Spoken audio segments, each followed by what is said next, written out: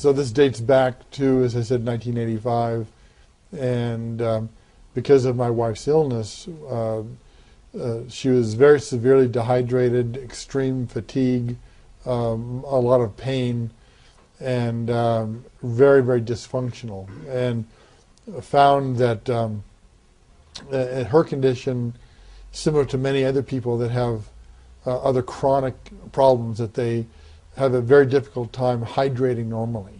And when the amount of cell water in the body drops, this affects energy, the ability to heal, and a lot of and really the inability to function well. So, because she could not hydrate well, I was looking for other mechanisms to drive fluids back into the system, and I was motivated by actually some work that had been reported by Lourdes in southern France, and these are healing springs that have been well documented, and that the springs seem to hydrate better. But when the people there in southern France drank this water, they felt a wonderful experience. But when they took the water back to their room, it didn't work. So there was something that was changing that rapidly, that it was not viable, that they could not take it with them. Now I understand there's a spring here in Mexico called Tecolote that also has a similar story, but the water's not stable, so the people can't take it with them.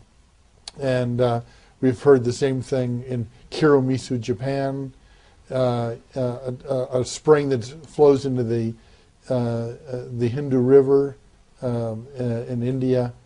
There are springs around the world where this phenomenon has been reported, and they appear to hydrate well, better than any other water, and they bring relief, but they're unstable. Well, diabetes is a very complicated disease, and we certainly don't have all the answers, but we do know that in type 2 diabetes, one of the common descriptions of the disease is called insulin resistance. And the pancreas may be putting out enough insulin to handle what the patient needs to manage their blood sugar, but because of dehydration, that insulin is not recognized by the body, and therefore the blood sugar levels tend to drift up. Now, there was some research done in Europe and the United States that found that the insulin molecule, which is a very large protein, needs 440 water molecules around it so that it bends and conforms in a correct way. Now, if an individual is dehydrated, those insulin molecules may be distorted so that the body does not recognize it.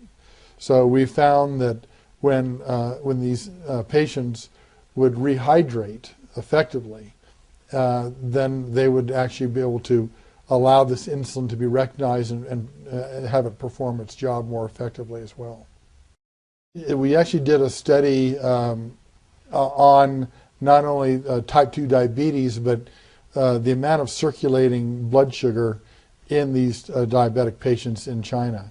Now, if the blood sugars are relatively normal, we had the patients either consume the Lorenz water or the distilled water, and we found that there was not much difference if the blood sugars were fairly normal, but the more unstable their blood sugar, the greater the amount of blood glucose in the bloodstream, the more effective our solutions were shown to be.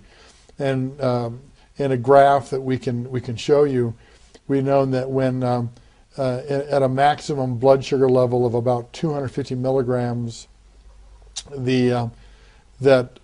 compared to distilled water, that the Lorenz water or solution was 13.4 times more effective in hydrating than the distilled water at that high blood sugar level. So we know that there's an inverse relationship, that as the blood sugar levels tend to go up, our solutions work better, and distilled water actually shows that it becomes much less effective at hydrating.